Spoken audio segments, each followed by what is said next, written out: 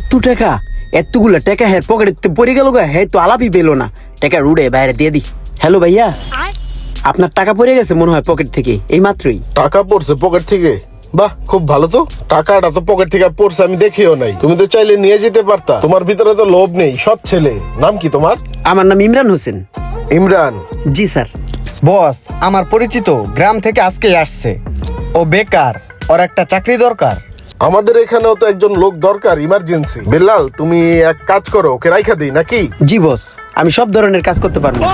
এই চাকরিটা হইলো আমার অনেক ভালো হইলো বস। সমস্যা নাই, তুমি আজকে থেকেই এই দেখাশোনার দায়িত্বটা পালন করো। জি বস। থাকো। আসসালামু আলাইকুম। ওয়ালাইকুম আসসালাম। বস, একটা কথা শুনেন। ও আমার পরিচিত ঠিক আছে, গ্রাম থেকে আসছে। ওরে কি প্রথম অবস্থায় এরকম একটা শোরুমে চাকরি দেওয়া আমাদের ঠিক হইবে? বস, আমার মনে হয় কি চিন্তা ভাবনা কইরা যাচাই বাছাই কইরা আমাদের রাখা দরকার। না, অত যাচার তো কিছু নাই। একটু আগে ওই 2 লাখ টাকা আমার পকেট থেকে পড়ে গেল, ও দেখাও নিল না। টাকার লোভ যেহেতু ওর ভিতরে নাই, আমার মনে হয় কিছু হবে না, রাইখা দিই। ঠিক আছে বস।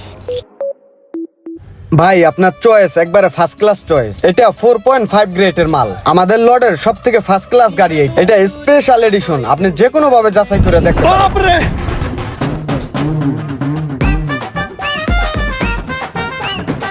ঠিক আছে, আমি দেখলাম তো সবকিছু, পরে জানাবো না, সমস্যা নেই। থাকো, হ্যাঁ জানাবো না।